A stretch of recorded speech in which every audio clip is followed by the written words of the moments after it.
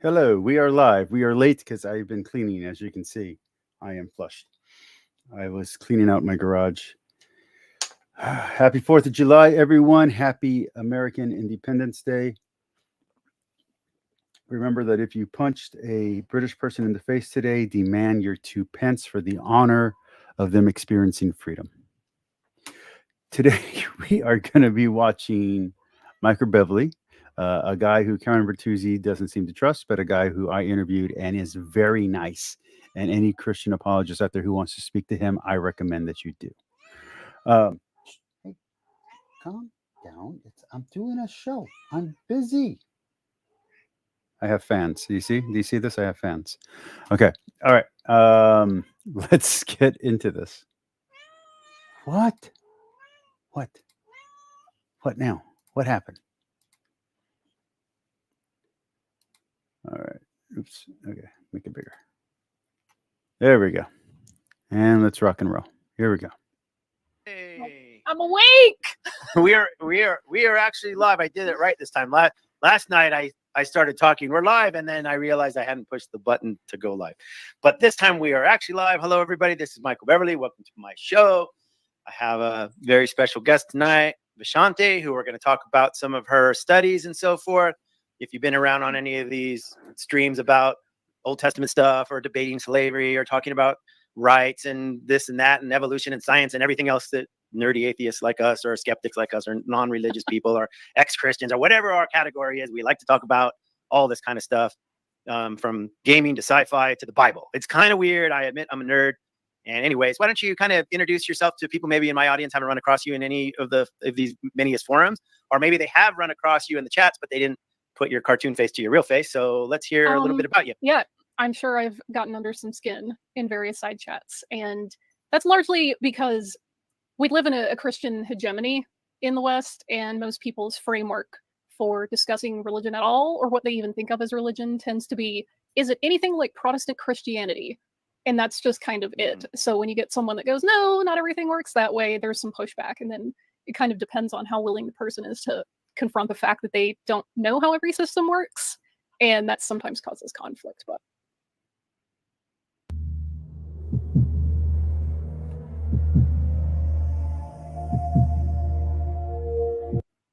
yeah, or they try to tell you more about the subject you're very well versed in, like what they're trying to tell you what a Jew is, or or what you should be doing with your life, or questioning your motives. And it's like, wait a minute, why are you even writing that silly nonsense? Like, yeah, and it's one of those things because Judaism's an ethno-religion, so people just, for whatever reason, it is really difficult for people in the West to wrap their brains around the concept of an ethno-religion.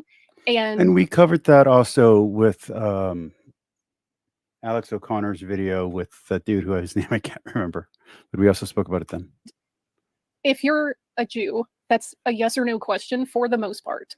It's either you're born to a Jewish parent or you convert, and there's like a process for that. And it doesn't have anything to do with how many times you go to a synagogue or how many times you pray, or if you do, if you read the text or don't. It doesn't have anything to do with a set of beliefs in your brain or thoughts in your head. Like, or even if you believe in God, or if you believe in God, or you're an atheist, or you're a conservative Republican, or a liberal leftist, or anything in between, that has no bearing. It's similar to how people think an atheist means something other than they just don't believe in God. They want to put a label. Well, if you're an atheist, the atheist worldview, and it's like, what? Right. So let me tell you a funny story, and you comment on why this happened, because you'll understand when I tell the story. I was in 10th grade, so we're talking early 80s, in biology class. And my biology teacher, who I liked, and I liked science, and I was getting, Micheal Beverly's actually getting an A, and I love competing for. Micheal Beverly's actually older than me. Wow. Best grades with my nerdy friends. And something came up about genetics, and I said, "Oh, I'm a Jew." And she literally laughed at me. She laughed in front of the whole class. Like, you can't be a Jew. And I'm like, what? My mom said I was a Jew. She said, no, that's a religion. And I'm like, no, I'm pretty sure. So anyways, but I'm a kid. So I just went home and asked my mom about it. But I wasn't really taught that much about what that meant. And my mom said, open the dictionary and just read the definition. And I opened the dictionary, and sure enough, the dictionary gives there's an ethnic, well, my kids have all taken DNA tests, and it comes up they're a quarter Jews. That's what it says on the. Now, I want to say this. So she shakes her head no, because Judaism they don't like that. But I do think that does count. I do think that if genetically you are Jewish, especially if you're broad spectrum Jewish, I think that should count. I think genetic heritage is super important, not just for Jewish people or Irish people or whatever people you want to call yourself, African people. I think genetic history is important for every culture and every person. And I think there's nothing wrong with knowing your history and identifying with your genetic history. So I do disagree with that idea that comes from Judaism that it's only by your mother. I think genetically it does matter, DNA, especially right? I mean, medically. Like people who are have a Jewish ancestry are more prone to Alzheimer's. So there you go. No, So- they're okay. Let me just like clear this up. Yeah. We don't define Judaism based on a dictionary, especially one that's written by non-Jews. We don't decide who's a Jew based on your DNA test from 23andMe. There's no Okay. such thing as a half Jew or a quarter Jew. That's not how it works. You're either Jewish or you aren't. And when I say that, I mean within the system of Judaism that's decided by Jews, not by outsiders. Mhm. There are certain legal boundaries on how we define our community. And there's only a few technicalities that could get you put away from the community. We've only ever quote unquote like excommunicated somebody like once. Was that Ever. like 10 or what? I mean, Just- literally ever. wow. It's called putting someone under harem, and that's only been done once, and it was Spinoza. Oh, because he wrote bad things about God. Yeah. Yeah, and it's or the like lack of again, God. when he was alive, that was during a period of time where you're about to start wrestling with the implications of enlightenment. The Jewish Enlightenment happened like much later than the rest of like Europe's did. So there are people who are like, wow, I can't believe you're coming up with different ideas than some of the ones that we've had. This is unacceptable. And it's so funny because nowadays there's so many. So Spinoza is one of the few major philosophers that I haven't read, especially from the classical and medieval period. I haven't read. I've been meaning to, but his book is so expensive. Just his collection, the main collection alone, is like $80. That's a lot for a philosophy book, Atheist, agnostic Jews, especially theist one that's Jews, in public domain. just all across the spectrum. And if we were alive then, some of us would have been like considered like, oh no, that's unacceptable. But the thing is, like, there's a joke, 2 Jews, 3 opinions, and it's because we agree on very little. Everyone's got a different assessment of stuff, but there are some things that we do agree on, like as a consensus. I would say the only thing that you could get all Jews on the planet to agree on is if you believe in Jesus, you're a Christian. Well, yeah, that would make sense. So, but when my kids take these DNA tests and it comes back with like Sephardic Jew or something else. Oh Jew, yeah, okay. what does that So mean? first of Explain all, what that means. I'll tell you that one specifically. It's not going to tell you Sephardic Jew, and there's a reason it's not going to tell you Sephardic Jew. It's because when Spain expelled the Jews in 1492 with the Alhambra Decree, Jews went all over the Mediterranean to like southern Italy, to Greece and Anatolia, to what would later become the Ottoman Empire, to like northern Africa, to Morocco. Some of them, a lot of them actually went to like Amsterdam. Some went to London. A few were able to sneak into the New World. So they lost that endogamy. I want to. When I realized that I was going to do this video, I've been thinking about this. This discussion is actually super important to me, especially for the cultural Judaism part. So my family lost its Jewish identity, just bluntly. But if you want to know how important Judaism was to my family, there is a town that is named after my family for what we did to help Jewish people during a specific time of conflict, during the diaspora, and during the wanderings, I guess I should say. And that town's named after my family, which is funny because you just go a few hundred years later, and then my family is also part of the conversos, and they betrayed the Jewish tradition. So it's weird but that town is still there, and the town is still named after my family. That breed like marrying within families and marrying within like neighborhoods and stuff. So what you're going to see on a DNA test, if you want to find out if you're Sephardic, which again, it's not done by a DNA test, but if you want to find out if your ancestors were in Sephardic communities, you're going to see Turkish and Balkans, you're going to see Greece, you're going to see Italy, North Africa, Middle East, Morocco, you might see Syria and Lebanon, you might see Levant, you might get Amsterdam, Spain and Portugal because of like the history there. The reason that people will find Ashkenazi Jewish, quote unquote, DNA is because the Jews who lived in like North and Central and Eastern Europe, they maintained an identity that wasn't like scattered repeatedly. So they were able to remain endogamous. But Sephardic people do have unique DNA markers. So I don't agree with her assessment there. She might be prone to, or maybe leaning towards Ashkenazi. I can never pronounce this stuff. And preserve some of those like genetic markers. So that's why a lot of that will pop up. You go, oh, I'm like a 27th Ashkenazi. And it's like, okay, that's great, but it doesn't make you legally Jewish. That's cool, but whatever. Yeah, my sisters, I think had that. I can't remember if it was a quarter or a half. I've never done the DNA. I've never did. Hey, Paul, how are you? Hey, are you? Paul. Can you join the club, or you're Canadian? I don't know if you're allowed to be a Jew if you're Canadian. There are Canadian Jews. There's lots of them. I'm just kidding. I have Canadian friends down here, and one of my best Canadian friends is a snowbird. He's in Canada right now because the weather is reasonable, but he spends 8 months in Guadalajara. Yeah, he's a good friend of mine. He's a retired guy. So when the DNA marker is pulling up this Jewish ancestry, this is an ethnic marker, right? I mean, but it's an ethnic marker that tells you about endogamy. It's not going to tell you, oh, you inherited a set of traditions genetically. You inherited a textual interpretive model. Like, that's not what that means. And like, no, of course. For instance, my DNA. I got my DNA tested. My brother, thankfully, finally got a kit, so I at least know about the paternal side of my family. But that is my dad's side. Also, that's not how these tests work. Everybody gets that wrong. These are the percentage. So it does it two ways. It's the percentage that matches with other people who have taken the test. That's one. So it's their own records. But two, it's just the chance. So it's not the percentage is not showing you the amount of this culture that you are. It's the ratio of chance that you are part of this culture. So the larger the number, that's not what percentage you are. That's actually the amount of chance that your genetics match these people's genetics. So that's the chance you are actually related. People always get that wrong. It's not the percentage that you actually have of that blood or DNA in you. It's the amount of chance you have of matching those people of this particular group. Is largely like, and again, British within their proprietary DNA record. Files, which I don't spend a lot of time on that side of the family tree. I'm telling the story out of order, but whatever. We're just flying by the seat of our pants. Yeah, so no problem. I do a lot of genealogy work. That's something I devote quite a bit of my spare time to. So my mom's side of the family is comprised entirely of Mexicans and Filipinos. It's like 75%. So me and her might be related. Mexican and like 25% Filipino.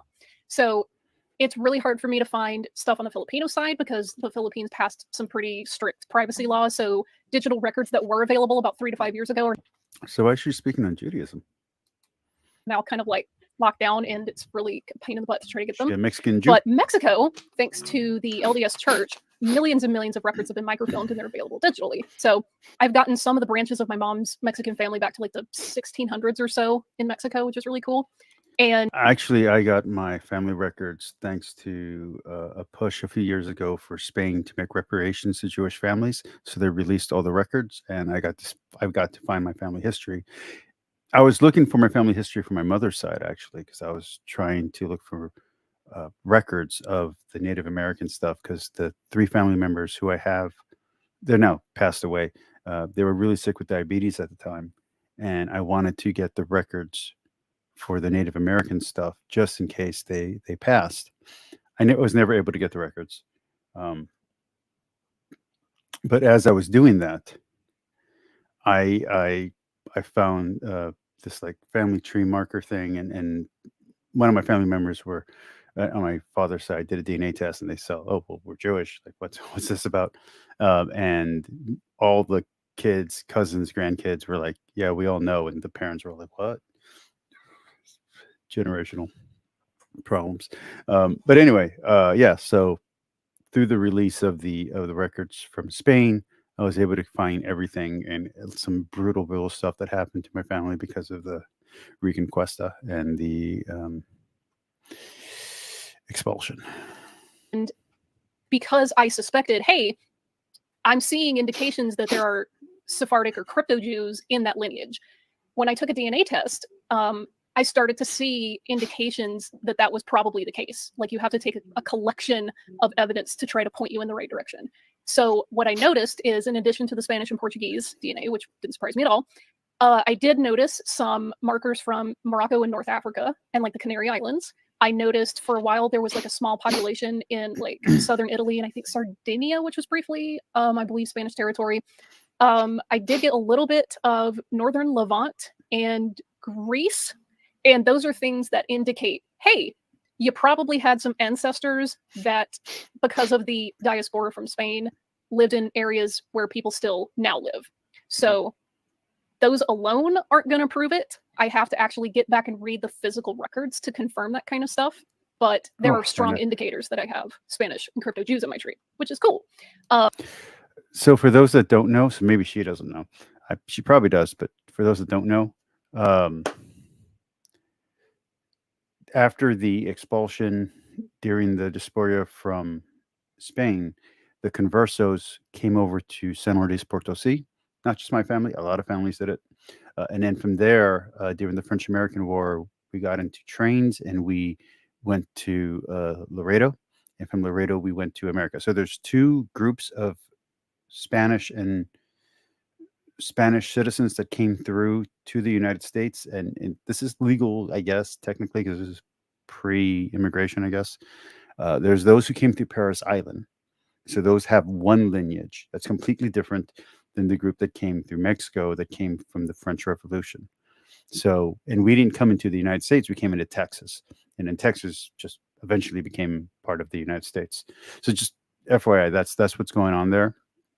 And so this large Jewish community brought all their Jewish kind of, not just Sephardic, but Kabbalistic beliefs, but they were hiding it, and then their kids didn't know what it was. So that it mixed with the indigenous beliefs, and that mixture, instead of turning into voodoo like they did in Louisiana with the freed slaves, mixing it with African witchcraft, instead the natives mixed the Judaism. Instead of it being a Christian mix, it was a Judaism mix, a crypto Judaism mix with in the Mesoamerican indigenous beliefs. And so that became the kind of like the brujadejas and all this kind of like interesting things. So you'll sometimes see a cross with the Jewish all-seeing eye, and it's like, well, why are those two traditions together? It's a Mexican thing. So yeah, that's what that is. It's pretty much all of us. We're all half-breeds. It explains maybe actually try because we have French, Spanish, and native blood type. Why I felt drawn to Judaism when I was in my like early 20s. No one else in my family cared. For me, it was like, hey, I feel like, interested in this stuff, and I really like I like the system, at least what I thought I knew of the system at the time. And I know I started an hour late, so probably no one's going to hop on, but I'm still going to do the whole stream. Because when you live in the deep south, you don't know what Judaism is unless you know Jews. Okay, now I am worried me and her are related, because you said the deep south. I'm in the deep south.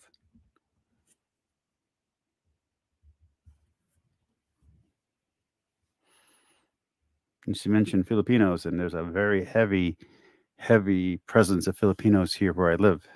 Very, very heavy. So I actually am worried we might be related. You tend to view it as diet Christianity, like Christianity without the Jesus, fewer calories. Okay, so if she grew up in an area that's mostly Hispanic, like majority Hispanic, like 90% Hispanic, 90 to 98% actually. 98% when I was a teenager. Well, when I was a teenager, it was 98%. Now it's like 90%. And if it was majority Catholic, like 85, 90% Catholic, then yeah, there's only one region in the whole United States that matches that. There's one other area that comes close, and it doesn't have our demographics. And as I kind of developed into my adulthood, I'm just going to ask, are you from the Rio Grande Valley? Because if you're from the Rio Grande Valley, we're from the same region. I got more and more interested in Judaism, and my parents found that very bizarre. They weren't really comfortable with it.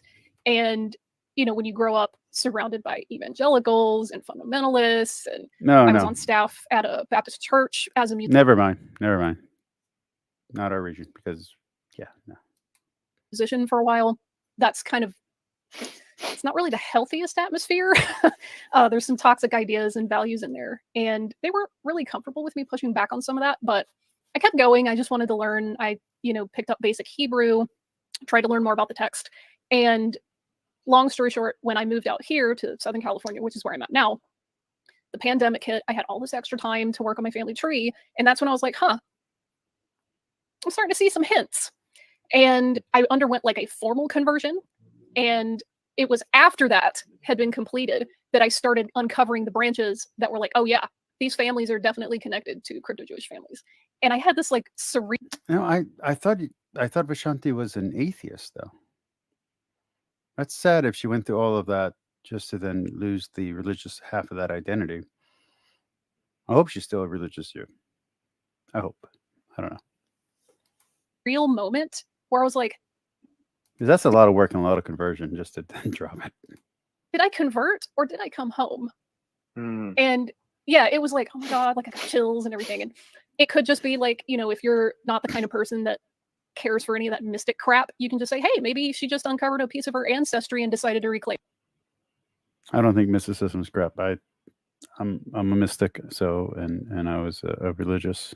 I plan to be religious again one day if me and my wife don't work out. So whatever. But it felt good to you, and it felt there was cool. a sense of peace about doing it. So I was always this was always hidden the Christianity for me. thing. It kind of always fitted. It was like a ill-fitted shoe for me. Yes. The culture of like deep South Alabama, I never was comfortable. No. South Texas over here. South Texas for life. For life. NWO. In that, it never fit me. That system of like fundamentalism, it worked for a while, but eventually I outgrew it. And it didn't, that's not a system that grows with society. It refuses to grow. That's why, you know, you see them kind of digging in their heels about things like women's rights or LGBTQ issues, because they don't want to change. That's what fundamentalism is. And as I became more progressive and as I became more like socially accepting and learning how to develop empathy for other people that weren't like me, that's when I was like, I can't stay in whatever this fundamentalist stuff is. It's not working for me. The values aren't the same. I notice this happens a lot with very intelligent people that think through. So unlike myself, it took a crisis, but my youngest daughter, which I consider the smartest of my kids, she figured it out like at 11. But I have a question real quick based on this comment, because this term crypto Jew, I didn't really. That's a new thing. But before you answer this question, can I just say one thing? This might apply to me because my grandparents left LA partly to not be Jews. Like they told my mom, you're an American, period. Don't ever talk about anything else.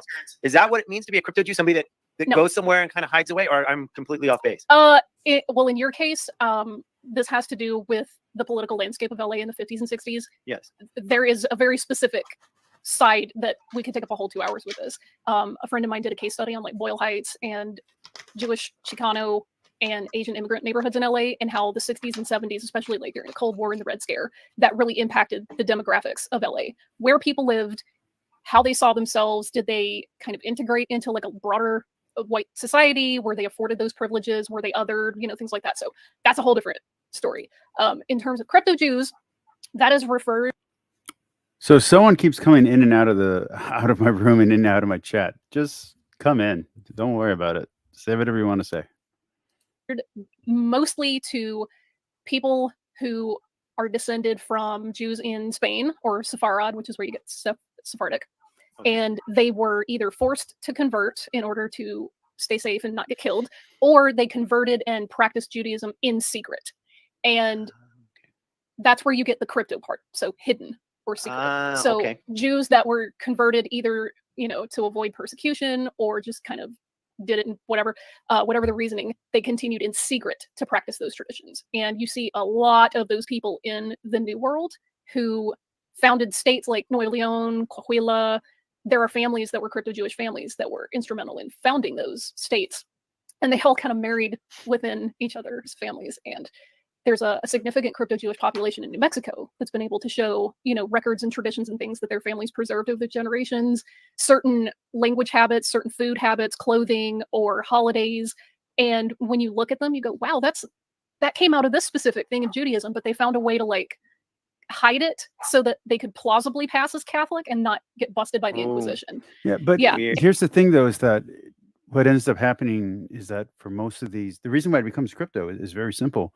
The beliefs become real. So they convert in, but eventually they actually believe in Christ and in the Catholic Church. It's, even if you want to say it's generational, eventually the family does actually believe, and they believe wholesale.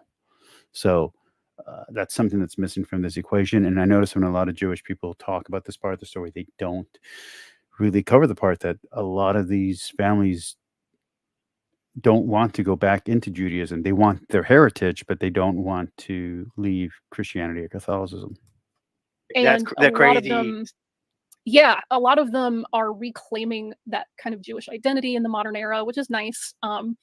It feels good to kind of stick it to the Catholic Church. They tried to exterminate Judaism many times, and I'm living proof that they failed. So, take that. Yeah, well, I mean, And the Catholic Church did not do that. Me and you, Vishanti, are welcome. You're welcome on my show at any time, and we can go through it. I have like 6 or 7 different levels of Catholic histories that we can go through. Everything from official to ancient to very low bar. But yeah, we can go through it if you wanna argue it out. I would love to argue it out with my arch nemesis, Bill Hader. What's his name? Brian Holdsworth. But Bill Hader is a coward and will never come on my show.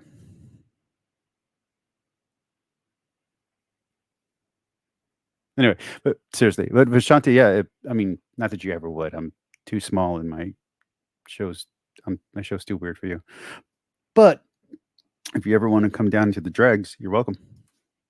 I guess me and my kids are also in that. I mean, my mom's lineage. Yeah. So I worked for a guy in when I still lived back in California in Orange County. By the name, his name was Isaac, and he was a Jew, but he was from Persia or Iran. So he told me his memories as a little kid were like they would kind of. He remembers like the menorah and stuff, but it was very kind of hidden. He said it was not totally safe. And then of course with the revolution, his family was wealthy and fortunate enough to escape. Now he came to California. He married a Jewish woman. They have 2 daughters, and those daughters went back, to visit Israel. And he wasn't religious or anything. And when I was considering expat, I had a nice conversation with his wife and she's like, "No, you should really consider going to Israel, claim your birthright, and live over there. They need people." And I'm like, of course, this was a long time ago. It wasn't during this current crisis, but it's been like this for a lot longer than the quote current crisis. Yeah, so. Well. Anyways, I came to Mexico, so I didn't do that. But it was something that was interesting to me. I never seriously. Micheal Beverly, where do you live? Do you live in Mexico? Or you live in Canada? You live in the United States? Where are you at? Because if you live in Mexico, that is really awesome, and we could be neighbors. Seriously considered it, but I always like to say never, and I wanted to know what I need to go back to Mexico. I need to. I don't want to. I need to. So if you're in Mexico, if you're in Reynosa by any chance or Matamoros, I would love to meet up with you. For real. Maybe we can do like a little internet thing. GoPro cameras and stuff. I wouldn't take a GoPro camera into Mexico, but you know what I'm saying? We can figure something out. Options were and what the benefits. At the end of the day, I just decided, regardless of Israel's policies, I didn't want to live in Europe, period, just because it's to me, it's more dangerous. Like, when was the last time anyone invaded Mexico? Think the fact that you just mentioned living in Israel, which geographically is in the Middle East, and you said that you didn't want to live in Europe. Just stew on that later. Well, stew on that later. I will, but yes, you're right. I made a mistake, but in my defense, what I meant. No, I don't think you did. I don't think you did. Yeah. I don't want to uncover all the politics there. Okay, we won't go into the politics. It's a homework assignment. Yeah. I also considered briefly going into Southeast Asia because my brother lives in Indonesia and he's traveled and he has at the time he had a friend. So, on the same note, I have an option. So me and a buddy of mine, again, I said Filipino is deeply, deeply rooted in my friendships and in my life. what we plan on doing is moving at the same time, both of our families, the entire family. Um, and he would be in the Philippines and I would be in China. And because of the way it works for husbands, we have to every 6 months check out and come back in. So what we are planning on doing is to have multiple homes and kind of do a circular thing where we spend time in the Philippines together, we spend time in China together, and maybe Hong Kong as well. I'm not really sure about the Hong Kong politics, so it might be something like Malaysia. Um, my wife said Thailand, but I don't know. I don't know about moving to Thailand. And basically, I would be teaching English. But if I can get my MVid, or I have to have the balls to get rejected by a few schools. But if I can get back into school, and if I can get my master's or my doctorate is like really shooting way far out. But let's just say I can get my master's. Yeah, I would love to. I would love to be teaching religion. I know there's a Catholic religious institution in Hong Kong, I want to say, possibly in Guangzhou. And I would love to teach a philosophy or theology. I mean, I'm focusing it on a single pie in the sky idea. I would love to do that. I have books that I'm writing, so I'm hoping to get that off the floor before I do the other thing. But yeah, no, it would be great. There's a Catholic theological school. I want to say Hong Kong, but it might be Guangzhou. And I would love to get to be able to teach there and to teach philosophy. I T8 is the wrong word, but there's no other way to put it. I T8 or tutored philosophy and history and art back when I was at my college, and I loved it. Yeah, if I can do that for a living, especially in my 50s, and with my wife, and we don't have to get divorced.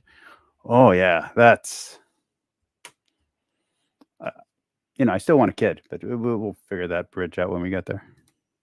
friend in Cambodia, and I talked to him, and he said, "Oh, it's super cheap in Cambodia. You'll like it, but it's so far away and so foreign." The great thing about Mexico is Mexicans are very similar culturally to Americans. Like, it's an easier place, I think, to meet and not feel that you're in such a foreign country. Now, maybe that's a downside, but it's ended up being beneficial to me. Yeah, part of that's probably due to like American cultural influence. There's also the fact that Mexican food has overtaken American cuisine. That too. But again, that's a whole another can of worms, like geopolitics and cultural fusion. That's a whole other. That's a put a pin in that. We're here to talk about me. Yes, well, let's get back to that. So when I learned a little bit about my family heritage, I was a Christian. So in my mind, it was always, we're Christians, we're conservatives, we vote Republican, we love God, Jesus, and country, and of course we love Israel, and of course we love the Jews. So there's historical and literary, is that the right word? A record for when both my father's family converted into Catholicism and when my mother's family converted into Catholicism. So I can get dates. Yeah.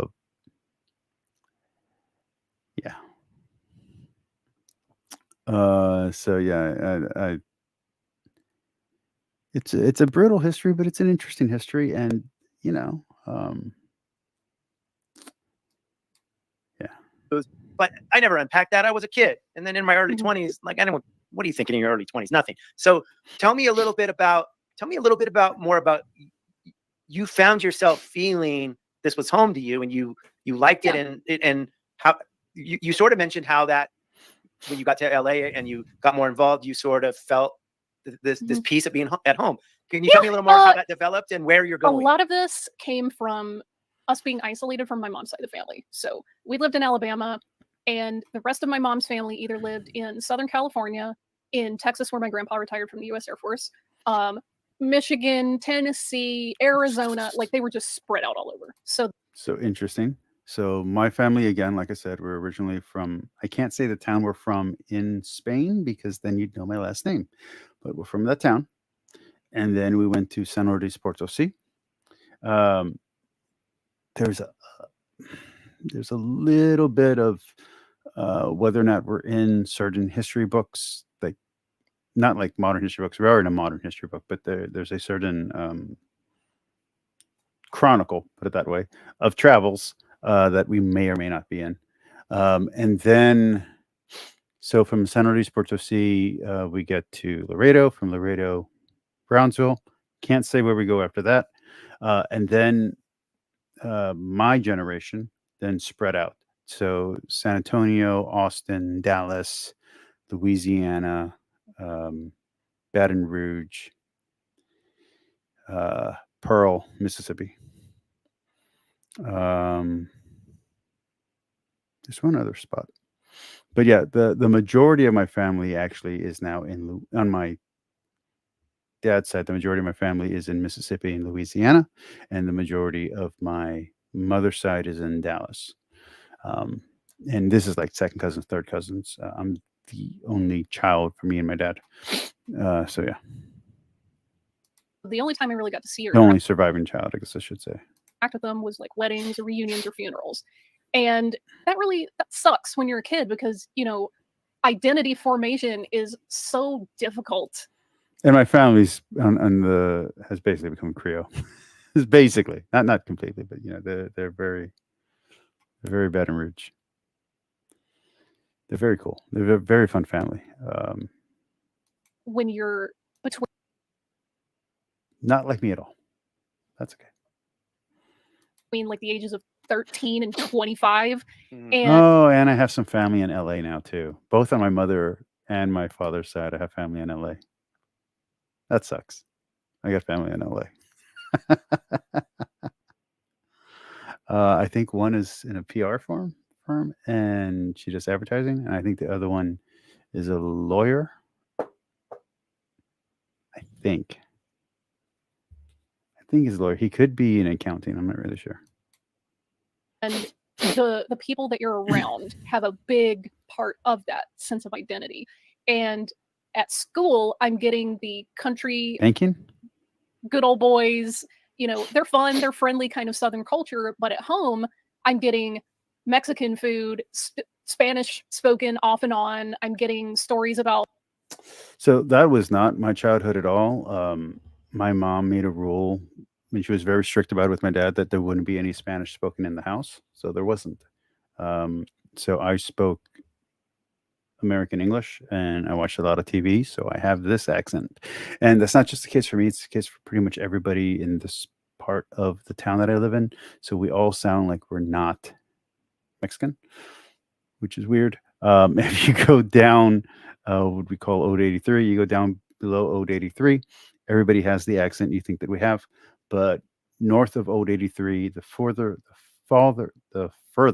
north you go, the more they sound like me. And if you go far enough north, they just sound like they're from Wisconsin or not really Wisconsin, somewhere in the Midwest. We just end up having like a weird Midwestern accent because all of our teachers were imported from the Midwest, so we sound like our teachers. There's a divide between rich and poor here. It's really bad. It's really ugly. There's literally a train track dividing the two parts of the town, that kind of thing. My aunts and uncles and my grandparents and things like that. When I go to those reunions, I get to experience the culture and the music and all the different like social fabric. It made me feel like I didn't belong anywhere. And I grew up eating sushi and caviar. I don't know. I'm like the least Mexican you've ever Mexican. Also, don't think all Mexicans look like Mexicans. There are short, blonde hair, blue-eyed Mexicans. There's green-eyed, red-haired Mexicans. So don't think and I mean Mexicans as in people from Mexico. They're Jewish, Chinese, like any culture you can think of. There are those groups in Mexico. So don't believe the hype. that's been something that I struggle with even now as an adult, feeling like I don't fit anywhere or that there's no label that really fits me well. And that sense of belonging evaporates when I'm with my family or if I'm in like a community of Jews. It just evaporates. It's a non-issue, right? So for me, there may have been parts of my story or my journey that were theological at the time, but right now it's a communal thing for me. I don't have my headset, so if I get up and walk away, I don't have anybody really watching right now, so I don't think it'll matter. But I don't want to just walk away and make it look like I'm not here. I want to get some water. I enjoy the feeling of community. I love the feeling of social belonging and that fabric of support. So like when you're with your family, you can rely on them for pretty much anything. You can talk to certain cousins or aunts and uncles about what's bothering you or get advice. If you're So I was much closer to my mother's side than my father's side. My father's side is very successful. You're lawyers, doctors. My uncle was the head lawyer for AT&T, the head lawyer for the state of Texas. So, very successful. I have another uncle who's an auditor for the U.S. government. And so these are very successful people. They have, titles and things behind their names. My dad is a Hall of Fame band director, that kind of thing. My dad's a professional musician. My entire family were musicians before that. And then before that, they were barbers. Don't ask. It's a weird leap, but it's there. My entire extended family. So these are people who are not related by blood, but I call them uncle and aunt, and their kids and us consider each other family. We call each other cousins, and even sometimes brother and sister. And this larger family is all white, and so their last names are Mush and Ratley and that kind of stuff. So I grew up surrounded by German. Very true. I grew up around German people and German culture, and that's what I grew up with. Texas German. So a lot of beer, a lot of barbecue, a lot of hunting, a lot of that kind of stuff. That's what I grew up with. And so there's like a weird thing when I went from the very poor neighborhood that I started off in to the well, now it's no longer the rich neighborhood. At the time, it was the richest neighborhood in the city I live in. And it was a very big leap. So yeah, very complicated valley politics, very not relevant to the rest of the world, only relevant to the region I live in. But yeah. Having a rough time financially, they could be a resource for you. Those are the kinds of things that really just make. So just to give you an idea about where I live and how this works with the German influence. So you'll have, I'm going to call them shit kickers. Whoa, what happened? You'll have shit kickers. And what they'll do is it'll be Mexicans, and they're not dressed Tejano. There's Tejano involved, but they're not dressed Tejano. They're dressed, cowboy, and they talk cowboy and they act cowboy, but they're Mexican, and they're not light skinned Mexican. We're like, we're like Mexican, Mexicano Mexican, but we don't speak Spanish, and maybe even know a little German. So it's an interesting, weird mix that we have here where I live, and where the area that I live in was founded by Irish and Scottish people, but the native people never left. They just intermarried, and so I have cousins with red hair and green eyes, like I was saying. So like I have cousins that are completely Mexican that look Irish as hell, like just completely Irish or completely Scottish. Like they just look completely, because that's who founded our area, and we just intermixed with everybody. These aren't people in my direct family line. These are like 2 cousins, 3 cousins over. But yeah, it's very interesting. And my mother's family has a French last name, so which is kind of cool. And my grandmother, yeah, so French Native American on my mother's side, and then Spanish, French, and Jewish on my father's side, and Native American, well, Native Indio. But the lines start like closing in, so like it becomes multiple lines come from the same area. So like it's not like it stays mixed all the way through until you get onto the boat and you go back to Spain. It's crazy cool. Yeah. And like I said, it's a lot of Mexicans have the same heritage, so it's not surprising. It's just interesting. that stress a non-issue. And that's very much what I get in like my Jewish community. Mhm. There's a similar sense of, hey, I can just, kick back and be who I am. I can rely on people for some advice if you're having a tough time. That's something that you don't see in the same way as like certain Christian communities. Like we place a very high value on.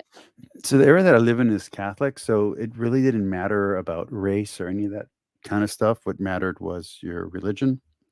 And so if you're a Catholic, you're a Catholic, and that was all there is to it. There was some racism and anti-Semitism in like 2 generations before, but by the time that you got to my generation, that was kind of wiped out. And when you get to 2 generations later, it's almost non-existent in the way that Catholicism is practiced here and the way that it influences the community.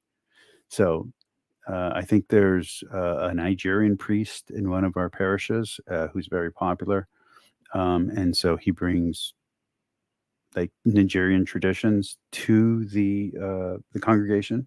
I know that I have at the church that I go to a priest from Mexico City, well, actually from like the rancheros from the side, but so he brings that to the church, and then the parish that I actually belong to, where I don't go as often.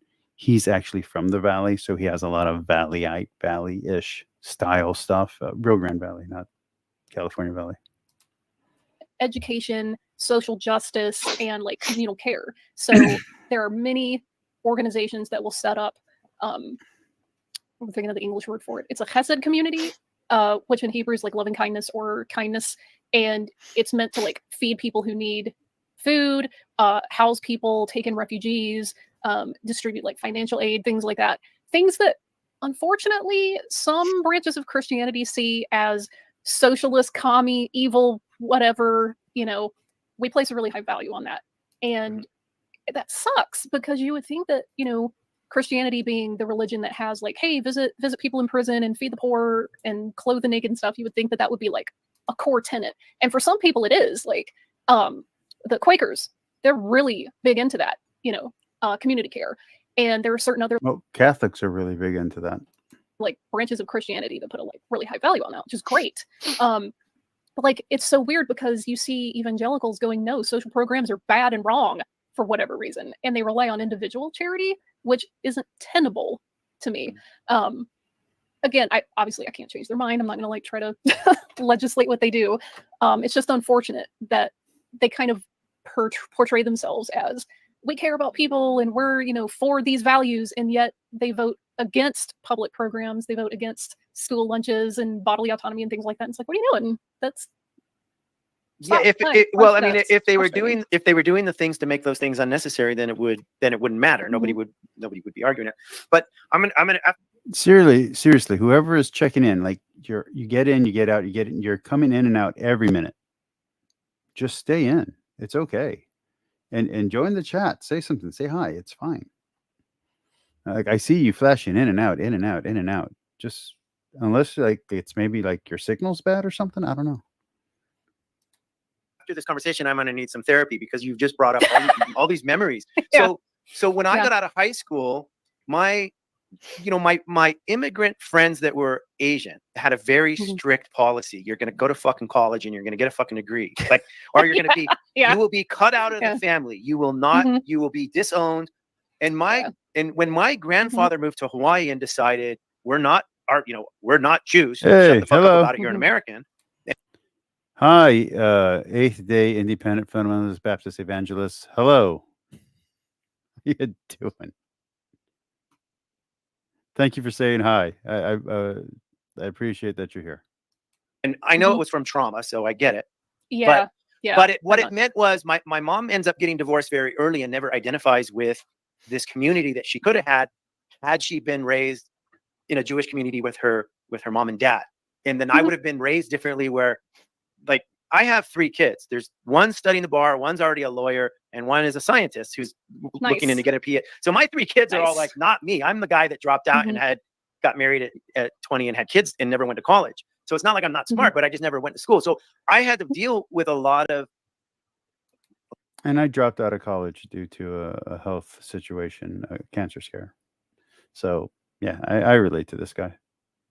a lot of depression and anxiety and hurt. Yeah. I was hurt. Like, why didn't my family care about me enough to make sure that I went to school like a good Jew? Like all the, why? So do you understand what I'm saying? I mean, I kind of get where you're coming from, where that was like a homecoming to you. I'll tell you why. I don't talk about this often on stream, but F it, we're being vulnerable. One of the things that really drew me to Judaism is the emphasis on textual. Vishanti, have you ever watched this? Are you still a practicing Jew? I'm really curious. If you are, that's really awesome. I'd love to. Again, you're never going to speak to me, but I would love to speak to you on how your scholarship interacts with that, especially if you're still active and practicing if you're active in the community and still practicing. Study, reading, study. Just to be clear, for those that don't know, you can be Jewish and not be religious. So there's a chance she's not. But if she is, that would be awesome to have that conversation. Learning, critical readings of text, things like that. As a Catholic who reads all the scholarship and reads, what's available and affordable for me to read, that is, I'm familiar with all the arguments, and it does inform my theology. It doesn't take away from it, but it informs it, which means that I have a very different take than the apologist, and I have a very different take than the lay believer. So if she's an active, I'm guessing she would probably be Reformed, but who knows? Maybe she's Orthodox. I don't know. I would be interested to see how the scholarship that she's involved in affects her theology and her belief system. Because that's always been me. I'm an introvert. I'm a bookworm. When the summer reading competitions would happen, I would just be in a library all day, just absorbing every book that I could. I loved reading, ghost stories. I loved reading Goosebumps. I love reading like sci-fi things. I loved all that stuff. I live up here in my brain. So things that make the neurons go tickle, that's the kind of stuff I'm into, which, we've mentioned sci-fi before. That's one of the reasons I love sci-fi. It makes my brain go happy chemicals. And being in that kind of internal world, you think a lot, you analyze a lot, and that kind of intellectual focus versus like emotional focus, that's always been just me. That's my personality. That's where I am. And that is not prioritized in evangelical Christianity. It's just not. I would have rather spent hours reading the Bible than I would, crying out in prayer and supplication. That was never me. And I would get so frustrated because they're like, oh, you need to spend all this time in prayer. You need to be like petitioning the Holy Spirit. You need to be doing all this like super emotional, like spiritual stuff. And I'm like, okay, great. I can do that for 5 minutes, but I just want to read. I want to study. I want to learn a language. I want to like analyze things and make connections and, draw parallels and stuff. And people would kind of de-emphasize that. They would dunk on it. They'd, just be like, well, you can't find God on the page. And I'm like, that's exactly how I find God. Thank you very much. Almost all of the so-called mystical experiences that I've had have been when I'm studying. I'll like make a connection in my brain and go, whoa, and I'll have this moment. And that's not really mystical, though. I'm not downplaying that she may have had mystical experiences, but that what she's describing is more intellectual assent and realization. Have you tried meditation or Holy Hezekiah? There's a Jewish meditation that's like Holy Hezekiah, but it's different. I don't know what it's called in Judaism. But have you tried Judaic mystic prayer, Kabbalistic prayer? Is that the right one? I think it's the right one. Christianity doesn't reckon with that the same way that Judaism does. That is a Catholicism and Orthodoxy and I believe Coptic do. So come on over. Convert. Very valid and very laudable thing in Judaism. There's a reason we're known as people of the book. Not just that we write a lot of them, but that we spend a lot of time reading and studying and discussing them. And so the more I settled into like the Jewish community and kind of became more comfortable with the cultural norms, I was like, wait, I literally could just study all day and people are like, yeah, rock on, team, go. And they're just like swinging their pom-poms. I was like, this is great. And I was like, wait, so you don't really care if I pray for 6 hours a day? And they're like, Like there are Jews, yes, that pray at very specific times a day and they do it regularly. And people are like, yeah, that's great. You don't have to be exactly like them. And I'm like, wait, what? And you learn all these different modes of being a Jew. There are secular Jews that, secular quote unquote, by the Christian definition, that are rabbis. There are Jews that don't believe in God who are rabbis, that pray, that lead services, who participate in ritual. There are theist Jews that never step in a synagogue. And that blows minds sometimes because, again, like Christian hegemony forces a framework onto things that don't fit that framework. So it's really difficult for me sometimes to converse with people and try to explain to them different things because they're so familiar with one framework that when it doesn't fit, it just something breaks. And I say, hey, why is it so hard for you to think that atheist Jews are not only a thing, but that they're rabbis, cantors, leaders, whatever? Because in their mind, Christianity equates theism to religiosity. There's no separation between the two. And in an ethno-religion, like, for say Judaism or like Indigenous Native Americans, your cultural identity and your religion are mishmashed. You don't separate them out. And I get really uncomfortable when people are like, I'm an anti-theist, all religion should go away. Congratulations, you would love to annihilate Indigenous people and Jews because we don't extract a set of mental opinions and ritual practices from our identity. And I've had legitimate arguments with people. They're like, that's not what I'm saying at all. I'm like, yes, it is. Because what makes Jews Jewish is the very thing that makes non-Jews not Jewish. Our communal traditions, our songs, our food, our rituals, our texts, our history, the way that we see all those things, that makes us Jewish. Whether or not you believe in a God is irrelevant because all these other things are cultural markers as well and identity markers. And that's something that non-trad Cath Kevin is trying to, I guess gin up would be the word to put it, but he's trying to build a movement of ex-Catholics that still practice Catholicism because it is a cultural identity as well. It's one that we're born into. So I do think that Catholicism, well, I don't think you can get it to the ethno state. I do think you could get it to a cultural state. And I do think that cultural Catholicism is a thing. And I mean, it's a thing because literally apologists attack it. So cultural Catholicism is a thing. And I do think it should be understood as an identity. Just like Judaism.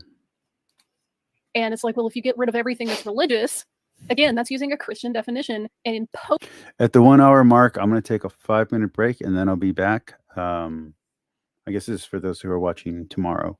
I'm going to take a 5-minute break at the 1 hour mark and then we will go another hour and then we'll call it a night. Posing it on things that aren't Christianity. Don't do that. If you don't, it's a very black Jewish, and white. Great.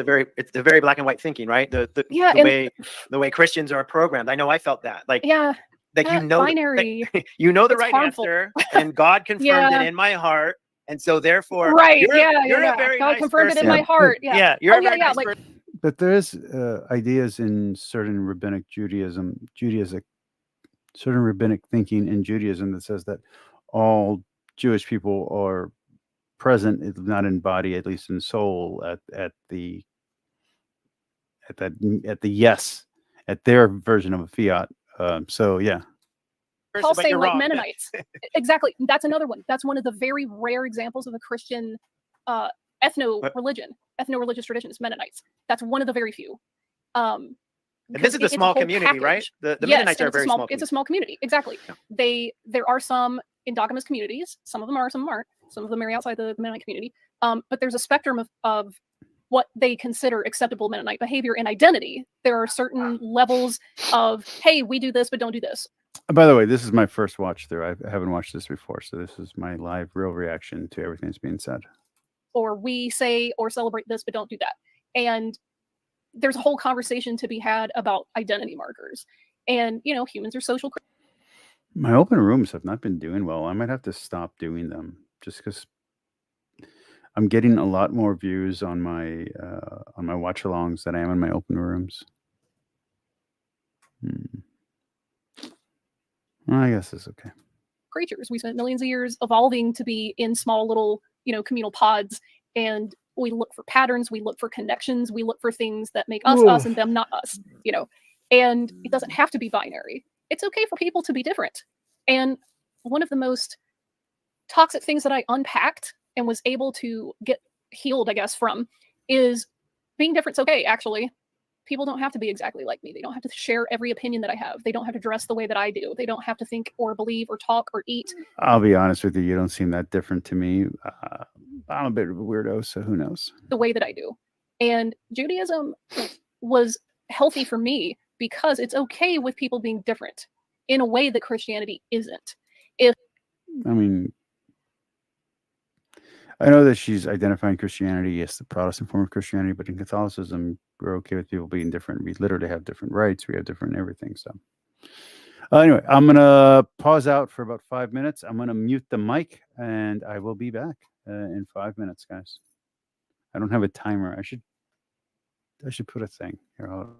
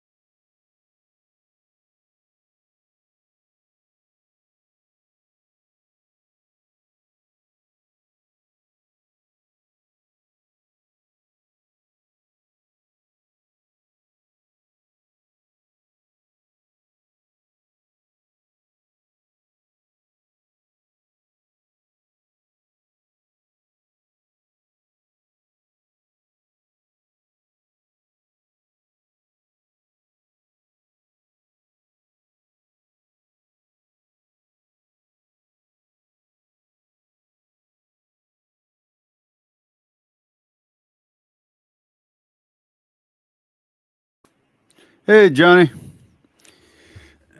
We are doing Judaism tonight. So if you know anything about Judaism, feel free to share your opinions. We're going to go one more hour, and that'll be it for tonight.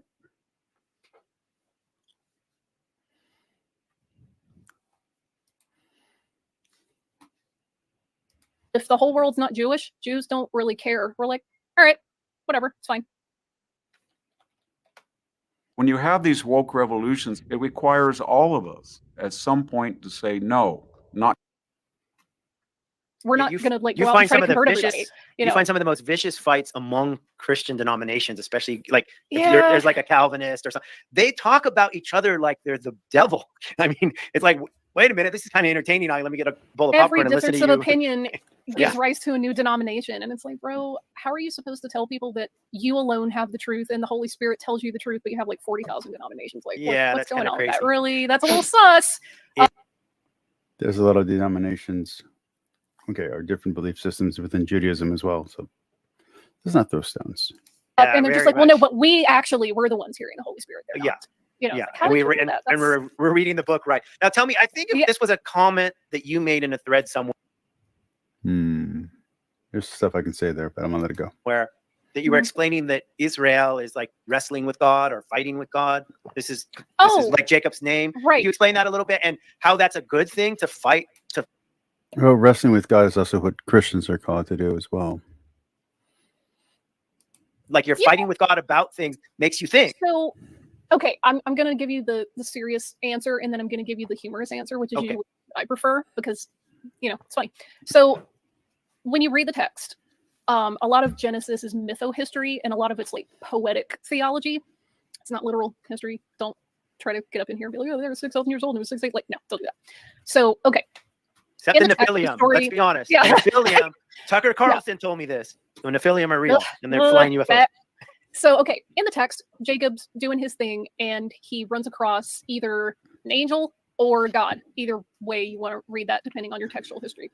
And they just start wrestling all night. Okay, Jacob's not giving up. He's probably like, he's giving it whatever he's got, and maybe the angel put him in a sharpshooter. I don't know, but by the end of it, Jacob's like, "Hey, I'm not quitting here." And whoever the person was that he was wrestling with, injures his thigh socket or whatever, and gives him a pimple. I've heard, I think it's Redeemed Zoomer say that he thinks that it was Jesus who was wrestling with him. So that's an interesting one. It's an interesting. Let's see, outside of ultra Orthodox Jews, I don't think the different branches seem to have less infighting. Agreed. I agree. And even in America, when you have the different types of Reformed, and then there are the arguments between whether or not you can have female or male rabbis, just sounds exactly like what's happening on the Christian side. It's not that different. It's not that different. And from what Jewish services I have observed over the internet, it again doesn't seem that different to me. But then again, I'm very open-minded, so maybe that's why they don't seem so different. I thought I was going to be serious, and then I did the humor thing, whatever. And Jacob's like, "Hey, give me a blessing, or I'm not going to quit." And the angel's like, "All right, tell you what, I'm going to name you Israel." And the folk etymology in the text of that is someone who strives with El or wrestles with God. And I've always found that a really poignant way for Jews to identify as God wrestlers.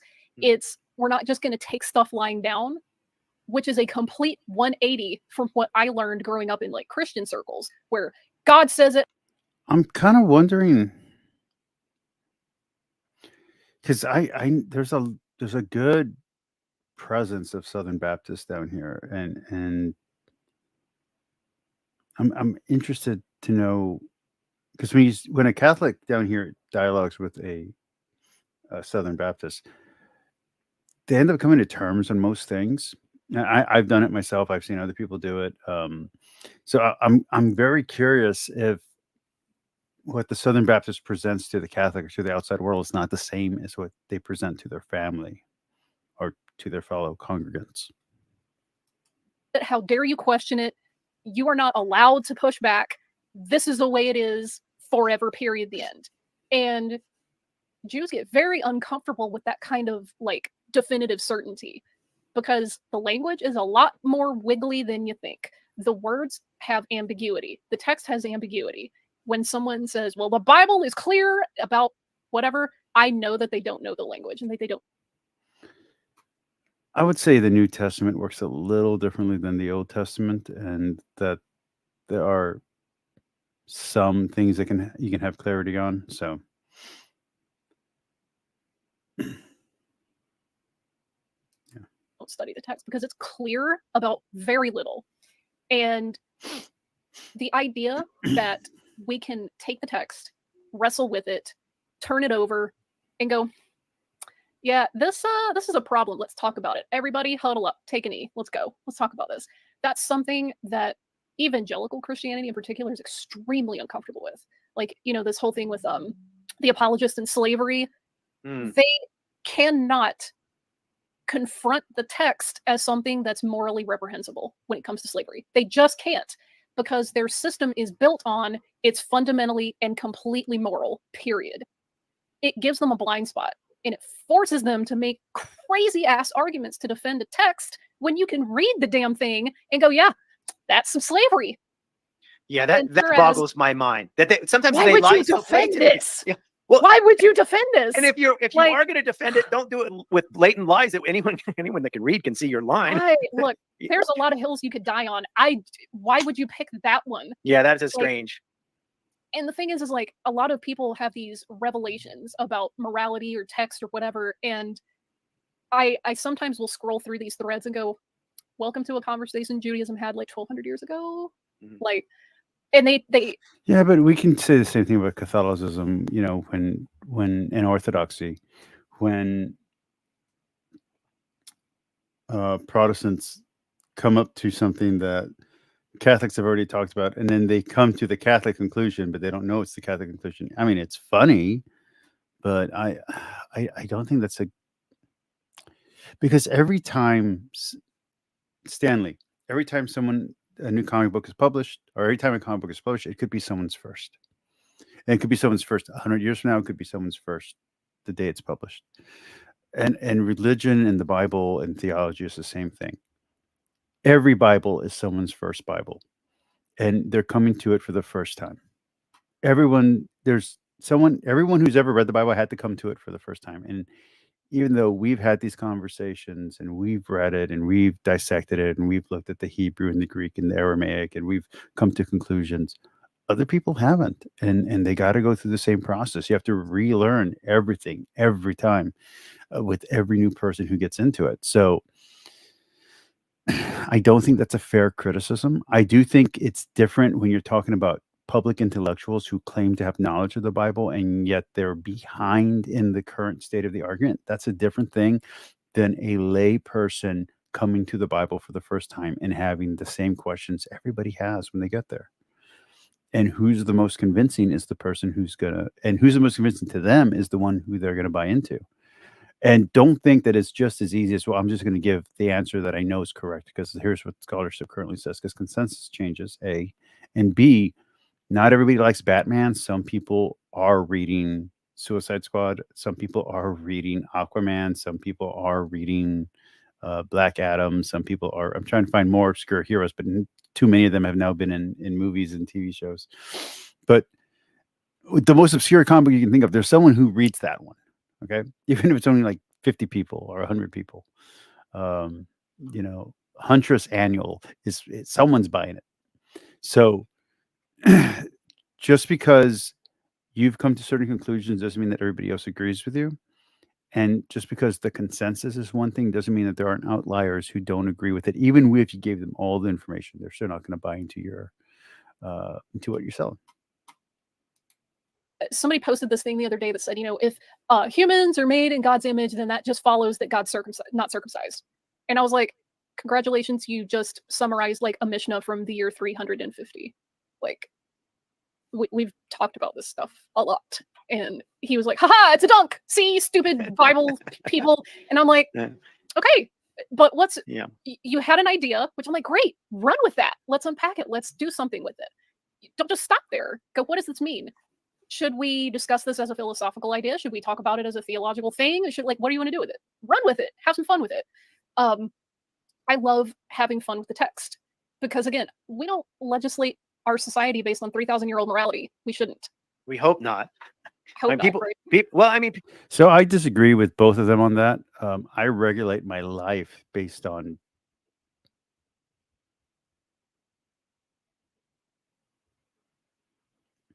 trying to think what the oldest text that I actually base my philosophies on.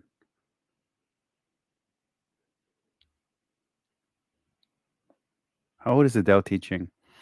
Okay, so basically, I mean, I do a lot of Spartan stuff. I practice pancreation. I live Spartan principles. I live for a very long time. I lived Aristotelian principles. So, no, I'm living in the ancient world. I'm just walking among you. So, yeah, I live my life based on ancient principles. I'm okay with that. It doesn't bother me. Might bother you. Doesn't bother me. it's funny because Yeah. people do. Well, Yeah. people do, and I mean, I know this from my own background as an evangelical. People do look at it and they think, if I find the Bible somewhere says 2 + 2 = 5, then that means 2 + 2 = 5. And Oh my God. and Why you know, would I'm going to work. I'm going to work to make that work. And so the other thing that happens is church splits. So I mean, if we're going to give the Catholic Church any credit, I can give them credit for recognizing that after Martin Luther there was going to be 10,000 popes, and that turned out to be kind of true, right? You know, I have no love for Martin Luther. He was a virulent anti-Semite. I do only Yeah, give him but credit so for was John Christensen, just to be fair. one thing, and that's, as Bill Wirtz put it, fuck the church, here's 95 reasons why. Yeah, I agree with him on that one single point. Everything else, I don't have any love for that guy. But even their catechism and their legal frameworks have developed over the centuries. Like, they try to say that it doesn't, and that this is how it's always been. We just, maybe didn't make it official until whatever year. We know that's not true. There are certain dogmas even that weren't considered part of like the standard. And it's kind of interesting to me that people want to retcon this is how it's always been. Nah. The one of the only things you can say about human society is that it changes. And a lot. It changes a lot. Yeah, And it changes constantly. And people act like it's always been the same. And the Christian verses, the word of God never changes, and all scripture is this, and blah blah blah. And you're like, you read the text and you say, well, how do you reconcile this and this? And then there's reason, excuse, which it's fine to want to reason this out, but sometimes it takes, when you have a presupposition you can't get over, it goes off into la la land, and everyone else sitting on the sideline saying, are you what are you doing? You're just making stuff up, or you're crazy. Yeah, so I guess going back to the wrestling thing, I joked one time that Jews are the kind of people who would, if God showed up, we'd fight him back behind a Denny's. And I say that because, again, we're not told not to question like a lot of Christian denominations are. In fact, questioning is baked into our holidays. And I mean that very literally. Okay, how do I do this? How do I do this without showing you guys my information? Okay, so there's a hurricane coming to where I live. Straight up. I have to clear out my garage. That's what I was doing. That's why I was late by an hour. I bought a commuter bike. I bought a bike that I'm using for grocery shopping, for small errands. I have an 8-cylinder Dodge Charger.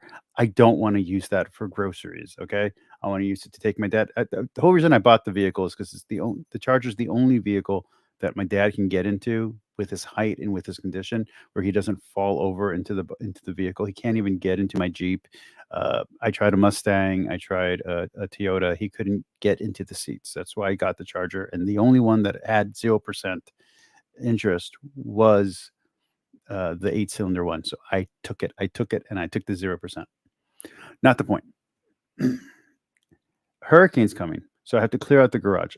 I don't want to have a bike messy in my room. My house is a mess because of my dad's condition. Like, it doesn't matter how heavy I try to clean, things just pile up, and he hoards, and that's not who he was when he was mentally healthy. I need a place to store my bike. So I'm in between two different ones. I'm going to try to, so I'm in between two different. I need it here before the hurricane gets here. The hurricane's getting here in 1 week. Okay. So hopefully you don't see any, I don't see any personal information. So I'm between this one where you can put it in and then pull it up, right? Okay. Or I'm between this one, which is you have to put it, it's wall mounted, but you can put it on your wall. This is only $20. Okay. So I'm between the $20, well, there's one for 20, one for 29, or a $40 one. I don't have a lot of extra cash. What do you guys think? Floor, lift it up, or wall mount it, but I have to turn the bike every time and lock it into the wall, just so it has a place. My mountain bikes are already set up in the garage. I was doing that earlier. I need something for my indoor commuter bike. I have it inside so I can go do errands on the fly. Let me know what you guys think. All right, back to the show. If you ever go to celebrate a Passover Seder, you'll get a little booklet that's By the way, moving all the weight equipment from a garage that I converted into a gym to one side of the garage was a pain in the ass. I'm not done. It took hours just to do what I did. kind of like the program guide. It's called a Haggadah. And there's a section in there called 4 questions. And usually you have like some of the little kids read it. And there are 4 questions that say, why are we doing this? What does this mean? Da, da, da, da. And when I say questioning is literally baked in, that's part of it. You are literally asking questions during every like.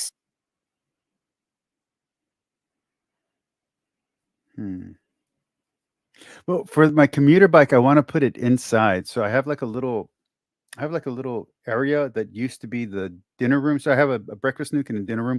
I converted dinner room into like a little indoor gym for my dad. So it has a functional trainer and it has a treadmill. I kind of want to put the commuter bike there so that way I can take it out the front door. The other thing I was thinking of doing, I can't do it for the storm, was getting a kryptonite floor lock and then get a heavy chain and have the bike just sit outside. But I feel like that's tempting fate. Stage of your development. Why do we do this thing? What does it mean? Why don't we do it this other way? Da, da, da, da, da. And we're comfortable with questioning because, for better or worse, the text is not wrong when it says that we're stubborn and stiff-necked people. Like, if you tell us to do something, we're going to be like, no. Like, even if we were doing something when it's interesting how deeply she's identified with her Jewish roots after being separated from them, I guess, for her entire childhood and maybe teenage years. It's interesting that she identifies with them so strongly. I'm Mexican and I don't identify. I mean, on the stream for fun, I'll say I'm Mexican, but in my everyday life, I'm listening to heavy metal and goth music. I'm listening to a ton of Grimes, a ton of Poppy. I'm listening to Arch Enemy. I'm listening to Norwegian rock, Norwegian heavy metal. I'm, watching American TV shows, Australian TV shows, UK shows. So there's very little Mexicano in my day-to-day life outside of some of the people who I interact with, and the fact that if I didn't have diabetes, I'd eat a taco probably every single day. That's about it. Yeah, I don't know. And we decided to change, and you go, no, go back to doing the other way. We're like, well, now I don't want. I'm trying to think if my Catholicism maybe is a little bit more like her Judaism. Not, I'm not talking about equivalency here. I'm saying like how it impacts me. Like, would I just say I'm Catholic and Catholics do this? No, I don't say Catholics do this though. I'm a martial artist. Martial artists do this. I'm a biker. I like biking. I'm not a biker. I'm a bicyclist. I'm not a bicyclist. Oh, I don't like that. Oh, I didn't like the way that sounded. I'm a mountain biker. There's no mountains. Maybe. Want to do it. We're just stubborn like that. That can be good in some cases, but I say that tongue in cheek. But that's the thing really that makes a big difference for me is you're encouraged to question. You're rewarded for questioning, and you are literally, in some cases, required to do it. And in the Christian circles I think the things that there's too many variations of Hispanic, so you can't just say one simple Hispanic culture. You know, that I grew up in, the Spaniards mated with everybody from tons of different cultures. In fact, you'll see a lot of cross pollination in culture between Hispanic and Filipino, Mexican and Filipino, because they're both conquered by Spain. questioning was seen as verboten. It was not okay. You know, you don't question I'm surprised she's not Catholic, considering that both Filipino and Hispanic and Mexicano are both very heavily Catholic. I'm kind of interested to know more about that. I'd love to talk to her about that, about why her family doesn't have that. All right, Johnny has a comment. I'm going to go ahead and read it. Having Jewish roots just makes you view things differently, even if you're largely disconnected from your faith or family. Seeing certain symbols at his synagogue was a big moment for me when you were 7 years old. Someone did that. Sorry, man. That's terrible. The Catholic community is weird on how they view Jewish people. Every generation is very different, so you can't tell. But after what happened in with Gaza with Hamas, there's a synagogue. There's 3 synagogues actually right next to my house. One of them's Orthodox, and it's a shul, and then one of them's Reformed, and I don't know which one's the one the big one. But basically, after hours, all the police and all the local people were just like protecting the synagogue. Like we were just making sure that the synagogue was safe. So it's kind of interesting, like how cultures change. So yeah, for us, it's something like that. Like you would see a Catholic Hispanic person like go out of their way to stop that from happening. Currently, obviously 100 years ago, who knows? whoever your local authority is. You don't question the pastor, the deacons, or whoever. You don't question the Lifeway's little Bible study booklets. You don't question the Southern Baptist theology, whatever statement. That's not something you're encouraged to do. You're disincentivized. So yeah, it's interesting how she's describing Baptist.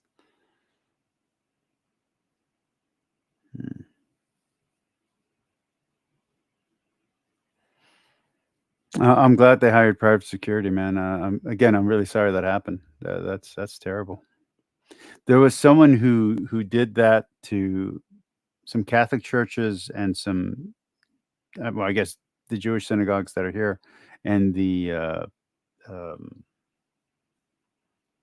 have 2 mosques, and then we have a Hindu temple here, which used to be our party area, and now it got converted into a Hindu temple. And so they didn't hit the mosque, but they hit one of the synagogues. They hit like 4 Catholic churches, including our basilica, and they went to the Hindu one, and this is the Hindu one that they got caught. And it was like a crazy lady, and she was just angry at religion, and she was doing that symbol on all of these religious places. They cleaned it up. She went to jail. But yeah. Yeah. Incentivized. You're discouraged from doing that. But Catholics volunteered to go and clean it up and all that kind of stuff. My experience is slightly. My experience is a little different. My experience was questions are great, questions are good, but the answers were canned answers, and I wasn't smart enough to ask good questions, or maybe smart isn't the right word. I wasn't knowledgeable enough to know what questions to ask because I didn't know what I didn't know. And if you don't know, if your baseline is so in the dark, you don't even know what the right question is, and you can't ever put anyone on the hot seat, and you can't force yourself. I think a lot of this, like what Beverly and Vishanti are talking about, this is teenage problems and kid problems.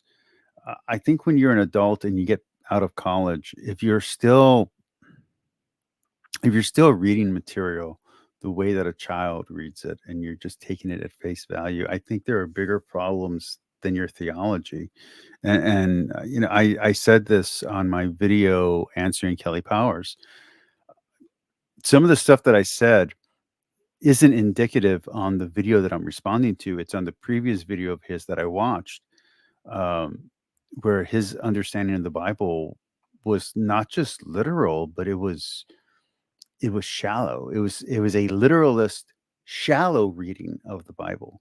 Uh, one of the, not the most shallow. I don't want to lie. I don't want to insult him, but it was a very shallow reading of what the Bible says.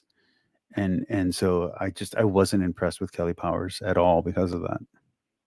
Like, you can be a literalist and still have very deep, rich understanding of the Bible. This was just a shallow understanding, and it didn't impress me. It turned me off, actually. And I was kind of upset that Trent Horn didn't like attack him on that. Trent Horn just kind of to think through. So that was me. I pretty much had the answers, and since I felt like the answers were given to me, I didn't really go out and seek and push and strive to question it until the end. I mean, when it ultimately happened, then I just said, "That's it. I'm an atheist. I'm done. I'm just done with all of this." But yeah, I wasn't encouraged early. Well, like I said, I mean, you go back to my father's generation, there's a lot of heavy anti-Semitism and it's funny because they're crypto Jews, but in the crypto Jewish community, there's a lot of anti-Semitism, which is weird considering it's their own ancestry. But you get to the current Catholic community, and we openly embrace our Jewish heritage, not just the Jewish heritage of the church, but the Jewish heritage of the members, with the caveat that you can't Judaize. So you can thank both Paul and Saint John Chrysostom for that. I really resist taking a strict label for myself. If you're like, are you a theist? Are you an atheist? Are you agnostic? I don't know most of the time, and I don't care most of the time. It's not relevant to my daily life to pick any of the labels. I think I mentioned this to you before, but it's like, take a commandment about food, for instance. But I think if you're praying to God, it is relevant. If you're praying to a deity, you're praying to someone, to the supreme power, if you will, an ultimate being, a creator of everything, whatever you want to think of. I think it does matter if you actually believe your prayers are going somewhere or someone's actually listening. I do think that matters. If I decide I want to keep kosher, cool. I can eat whatever I want. I am a human being with free will. Asterisk, because I know apologies in the chat. I choose not to eat certain foods. If I eat a ham hock later for dinner, I'm not going to get struck by a lightning bolt. If you read the text, there is not a penalty for eating unclean food. Let's not forget that the worst pandemic that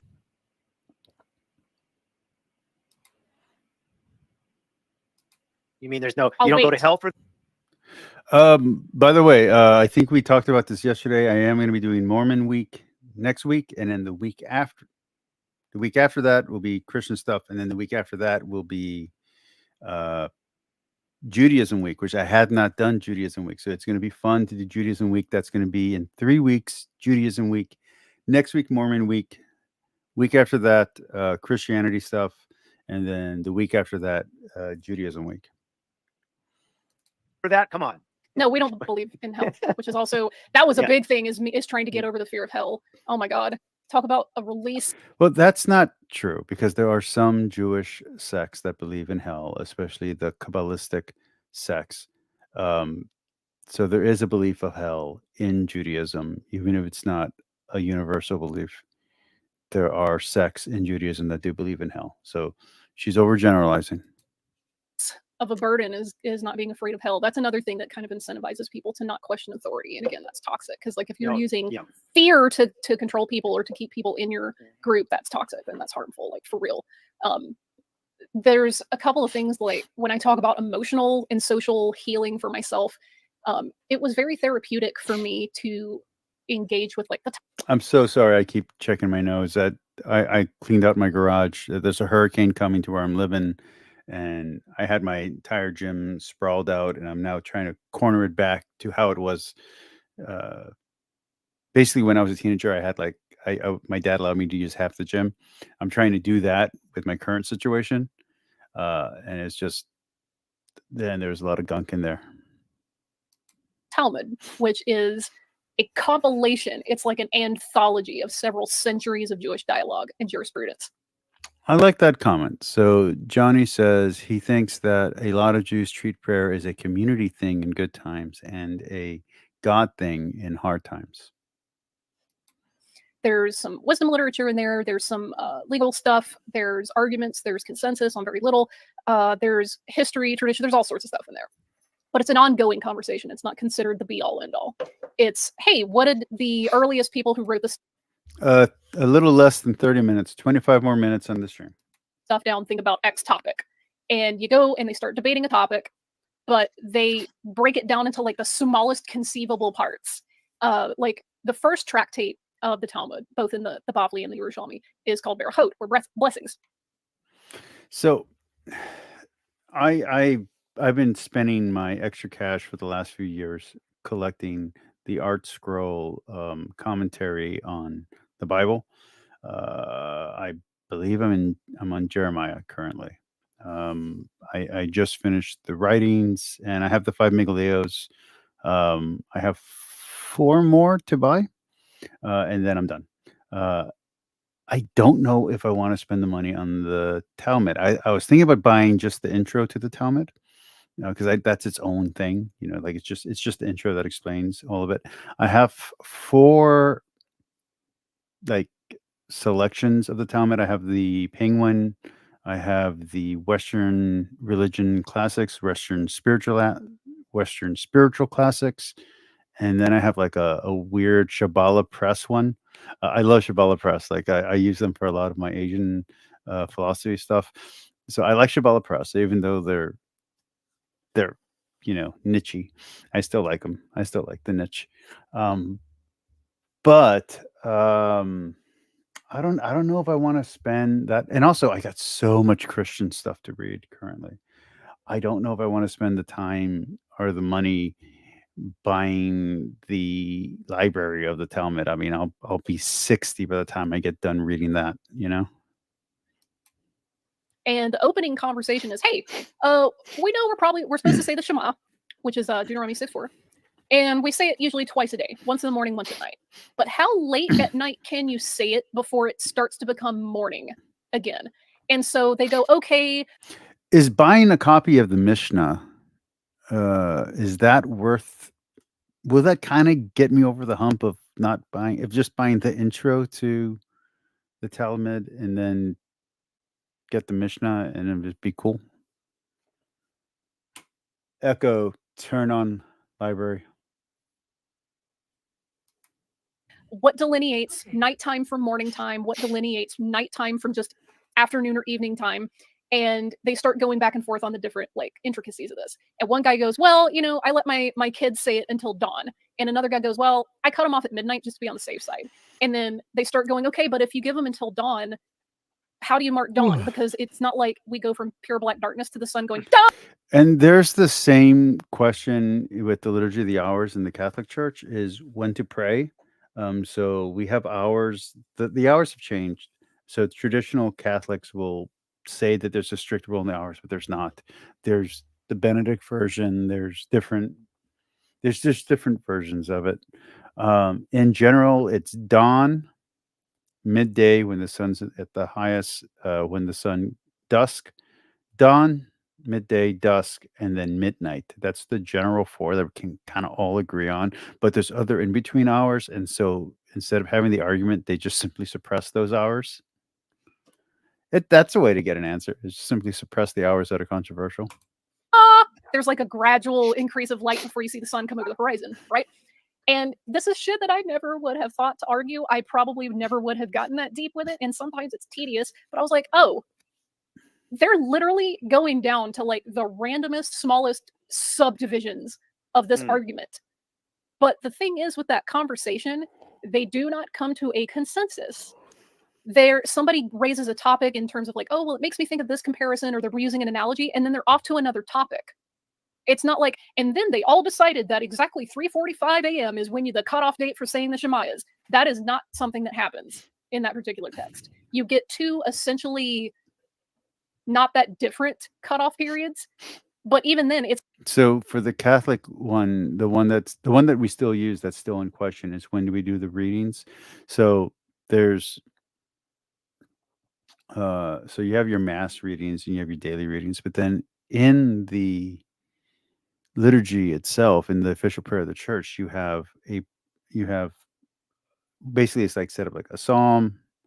It's actually like 3 psalms. So you get a psalm, then you get the Bible reading, which is usually Old Testament, and then you get a church father writing, commenting on the Old Testament section, and it's almost like a homily. And then you get like a closeout psalm, and so like that's the way to go. And it's always like the Magnificat, I think, is the prayer that we close out with. Anyway, so there's no official time when to pray that, but you're supposed to pray it. So you just got to pick a time. And so yeah, so that's one of the ones where we have the same discussion. it's left like kind of hanging. Like, can you pray? Like, if you pray it after midnight, is it no longer for the same day? If you, so the general rule is that after 6 o'clock, it's praying for the next day. Even though you still have your nighttime prayers from the day before, that goes all the way to midnight. So 6 o'clock is the cutoff, and then it's the next day. So it all counts for the next day, from 6 o'clock onward, until nightfall the next day. I don't know. I don't know if that's correct, but that's how that's kind of where people have put their lines in the sand. And they go off into the next topic, and that's kind of the way most of the Talmud. Oh, Johnny says, yeah, the Mishnah with interpretation should get you over the hump. The Gemara is largely there to clear up things. Is they'll raise a topic, start discussing it, and then it kind of leads into something else, and they don't resolve it. And it's not going to be a case of you flipping through it and go, this is definitely the consensus that they came to for all people for all time. Now, it's interesting that she's saying it like this, because if you read the Hadith, there are different opinions on the Hadith, and the Hadiths don't all agree with each other. Sorry, Muslims, they don't. And if you read the Church Fathers don't all agree with each other. They all have slightly different opinions, but you get kind of a consensus as you're reading through. If you read the Reformers definitely don't all agree with each other, but you can get an idea of Reformation theology by simply reading all of them. And I know that Dan McCullen has a problem with univocal voices, but the truth is that if you read the material of a certain group, you're going to get an idea of what that group believed, and you're going to form an opinion. And Dan can gripe and bitch about it all that he wants. It's what happens when you read a group of books. It doesn't matter if you're reading high school lit, if you're reading your high school lit book and it has, you read American Literature 101 and you read all of it, you read the entire, nobody does, but you read the entire lit book, you're going to have an opinion on what American literature sounds like and what it's supposed to do and what it's supposed to present and what the opinion of America is in writing. Like, you're just going to get that. So I don't have a problem with univocal voice or a theme or an idea coming out of the Bible, because it's a collection of books, and you get a collection of books, and it's from a certain society. It's a Jewish society, and it's a Jewish society that stretches many, many years in many regions, and it's all centered in Jerusalem. You're going to have a theme. You're going to have an idea, a cultural expression being expressed.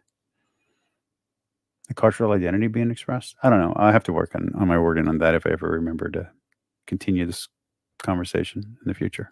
That's not how it works. And when someone goes, I've read the Talmud, they're a liar, first of all. The anthology is like 48 volumes long. I don't have the time or the money, but if I did, I'm reading 352 church father books. I will do it. I just need the time and the money to do it. But if you gave me the time and look, if you pay my rent, I don't have rent. I own this house. if you pay my taxes on my house and my water bill and get me groceries, I'll do it. Okay. I'll do it after I finish my current 352 books, but I will do it.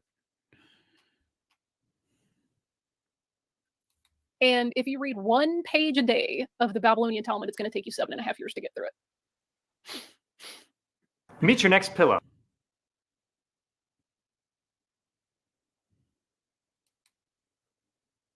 Okay. Just to be clear, I started my ancient literature readings at the age of 17, and I did it all the way to the age of 28. So I'm down, lady. I'll do it. I did it for ancient literature. I did it for all the Greek writings that I could get my hands on. And I didn't even start with Greek. I started with ancient Babylonian, ancient Sumerian texts. I did that for fun as a teenager. Don't challenge me. I will do it. Don't think I won't.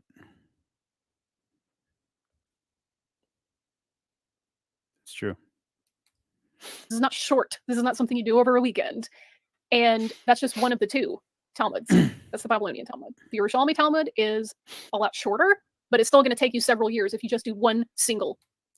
I think I looked up the price. It's the price that's intimidating to me. I think the price that I saw was $7,000. I want to say. I looked it up on Amazon. I actually had it on my wish list for a while when I was in my corporate job. Let me see. Let's not look it up here just in case. I don't want to give out personal information. Okay, let's look it over here. I had it on my wish list for years.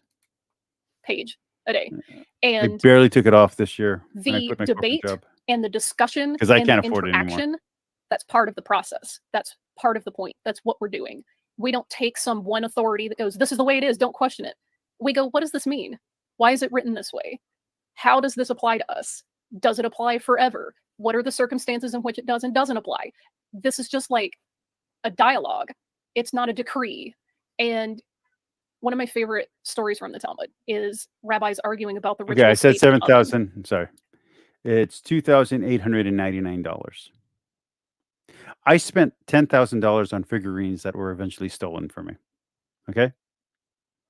I did that when I had a corporate job. I spent $10,000. I was buying them. I was buying one a week, just to be very clear. I didn't spend $1,000 in 1 month. But I had $10,000 worth of figurines.